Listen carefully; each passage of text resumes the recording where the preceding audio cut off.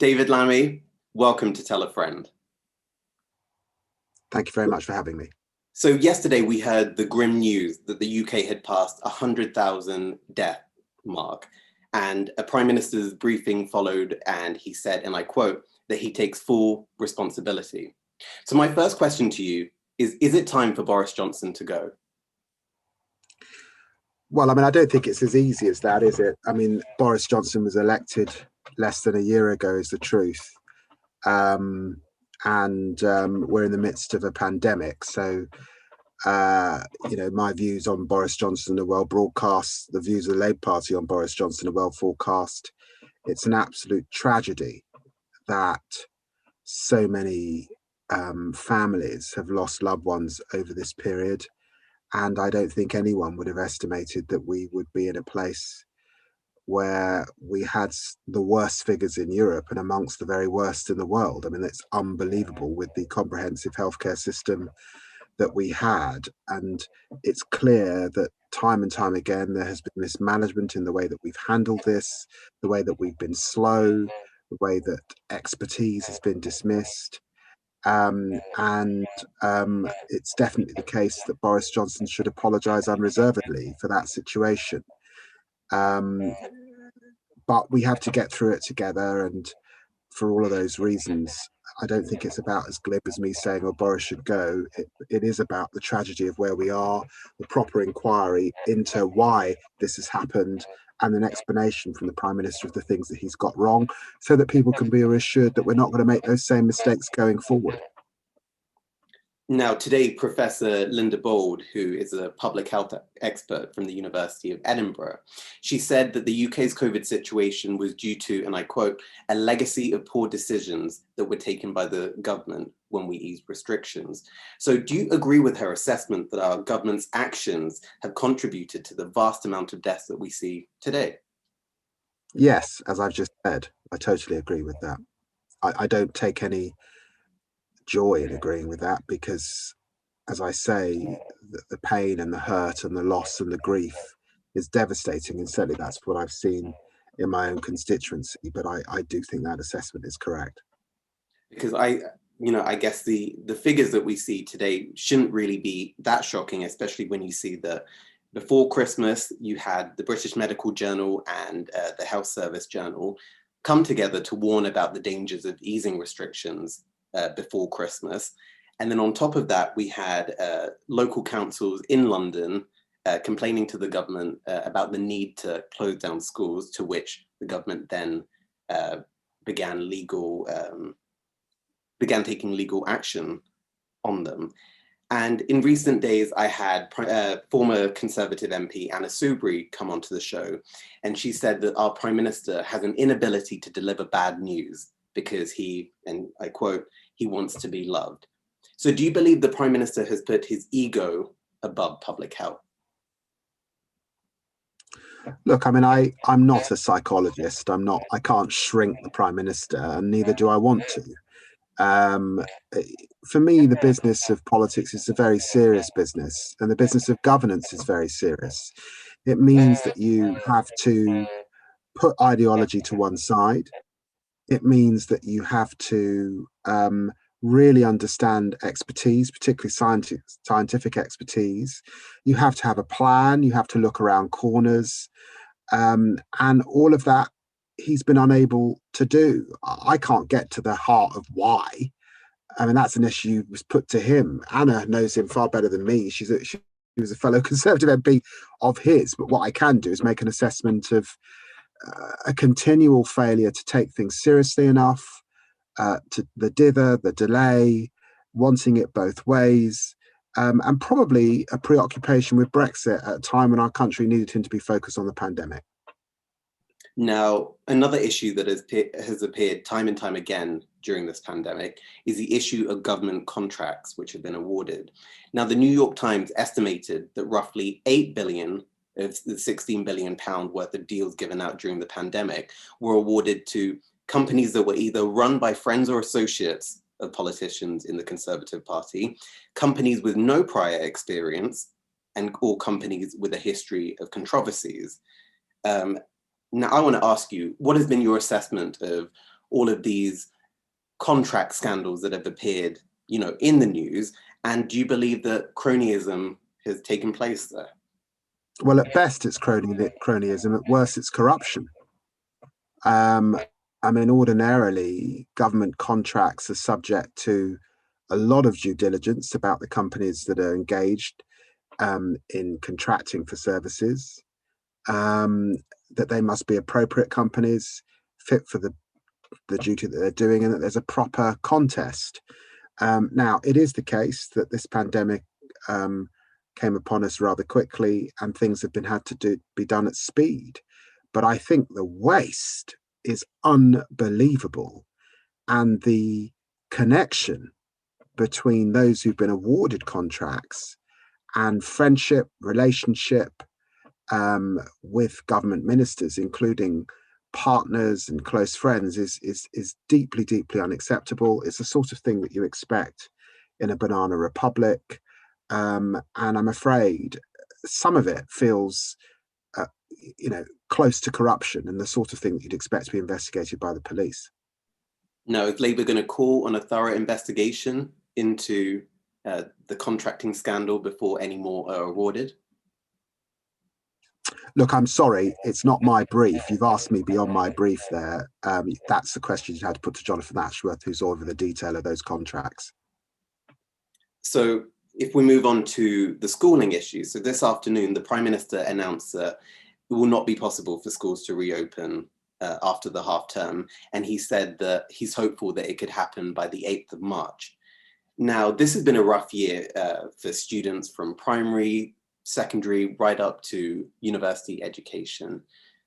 What action can be taken to safeguard this generation of students and to ensure that, they're not harmed in the process? Because, it has been a rough year for students. Well, it's been a terrible, terrible year. Look, education is fundamental and important to all young people, but it's a particular problem where you've got young people from deprived backgrounds being denied an education that goes on for months and months. It's a particular issue when have not got the equipment to help them engage in virtual learning, and to drop out what will amount to, when you look at the last lockdown and this one, for however long it goes out, up to 6 months out of the schooling is dramatic and severe. Now, clearly this is a global challenge, but the question is, has Britain best met this challenge at this time for our young people? And clearly, particularly in relation to the equipment to engage in virtual learning, we've been found wanting, and there's been substantial delay in the announcements that the government's been making, and real confusion, I think, that exists now for parents and for teachers at this time. In the end, this falls to Gavin Williamson. I think most people think that he should definitely have stepped away from his post. He's not fit for purpose to do the job.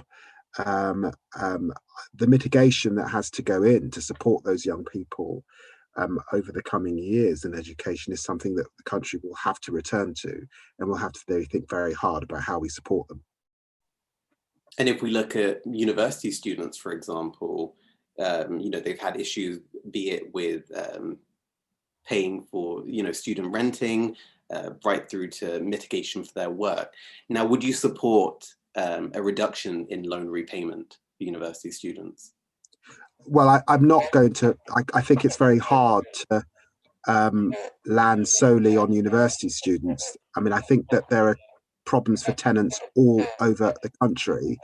It's not just our university students who are tenants. I've got many, many constituents who are tenants who can't meet their rent. I mean, that is the truth of it. And, yesterday I opposed the government on not extending for another 6 months the eviction ban. So they're a very big issue for tenants right across the country. Of course, there are real problems for university students. There are problems with them not having the full university experience. Not being in campus, but yet paying rent. Now, I understand that for a lot of students who are in their halls of residence, the universities are able, of course, to remit that. but it is more complicated when you're in private rented accommodation. And I'm afraid the issues go beyond just students. Now, something that I wanted to ask about is to move on to the subject of civility in politics, because last week we saw the end of the Trump era, and Donald Trump has been blamed for a lot of the lack of civility that we've seen in our politics, stemming from 2016, be it with his election and the Brexit campaign. So I wanted to ask you, now that he's gone, do you feel that we're going to have a new wave, a new politics sweep through the world? No, I'm afraid I don't think it's as straightforward as that. Look, I think I'm amongst the most abused members of parliament in the country. Anyone can look at my Twitter feed or just Google death threats and David Lammy to see some of the awful things that I've been subjected to. I wrote about it in my new book, Tribes. Unfortunately, a lot of this comes back to regulation of social media and the proper obligations that have to be placed on very, very big, sometimes almost monopoly size companies based on the west coast of the United States. So I don't think the issues of civility can all be laid at the door of Donald Trump. I wish it were as easy as that. I think it's more complex than that. We are seeing a rise in populist extremism. It is being stoked by figures on the far right, many of whom have entered into the mainstream, as we've seen in the Republican Party. And I think we're also seeing elements of that here in the UK. It's not solely unique to those on the right of politics. I'm afraid there's some of it also on the left of politics. But in the end, a lot of it comes back to the way in which social media companies can fan the flames of this and don't take down what is published, seem to have no responsibilities when things are published. And I'm afraid it's not just civility. Some of it is an absolute danger to human life, as we saw in the Capitol. And as we saw very sadly with the murder of Joe Cox in our own country. Now, on the topic of political factions and the political tribes that we have within our country, would you agree that during this COVID-19 pandemic year that we've had, some of those divides have kind of settled down?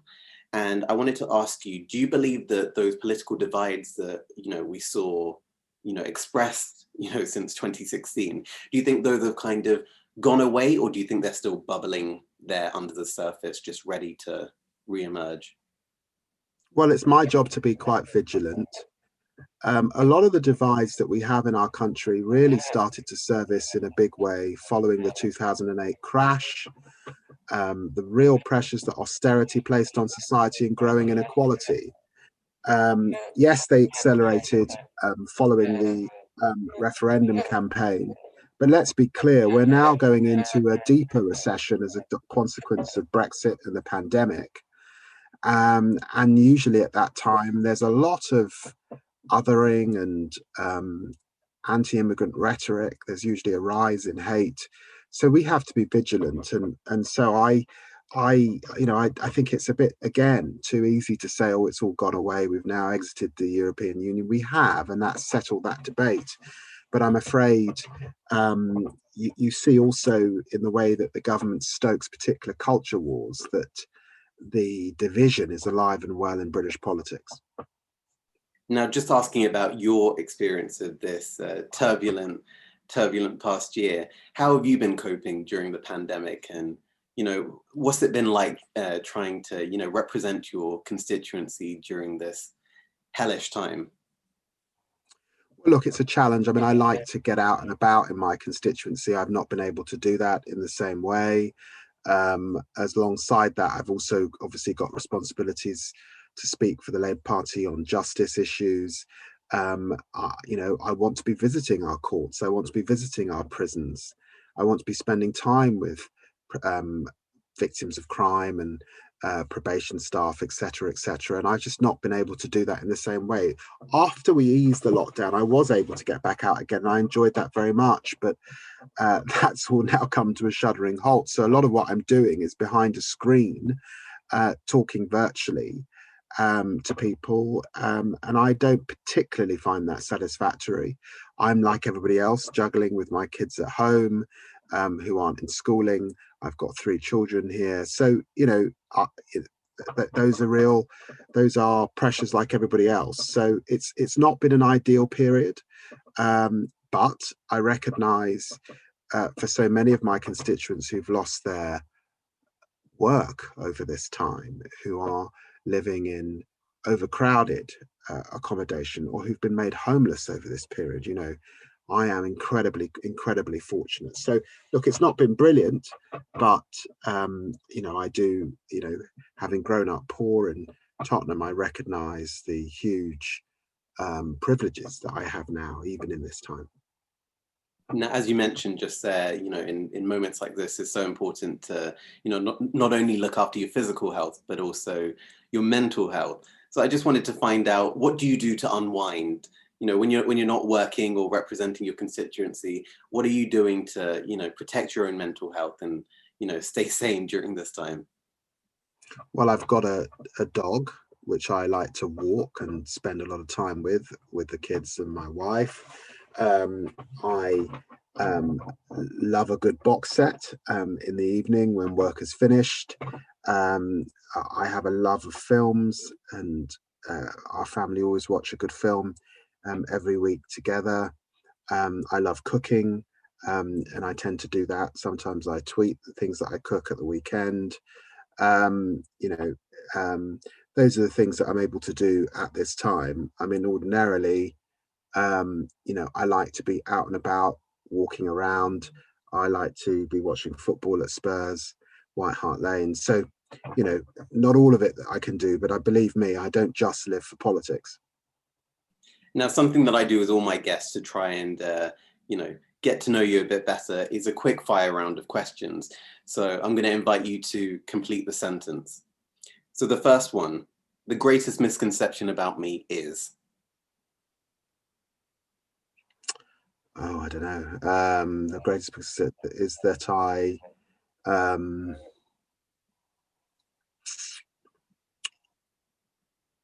only care about race. I'm most fearful of? Minority MP. Sorry? I'm most fearful of? Most fearful? I'm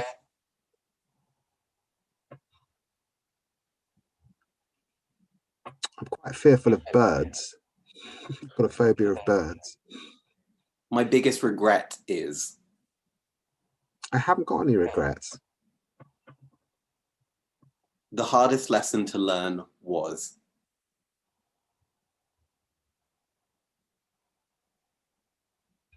I think it's that transition from being working class to middle class, and some of the ridiculous mores that exist in British society, like, you've got several knives and forks, and where you go from, and the soup spoon and all that sort of stuff. And finally, we're going to end on a nice one. I'm most proud of? I'm pretty proud of my children, who are wonderful. David Lammy, thank you for joining me on Tell a Friend. Thank you.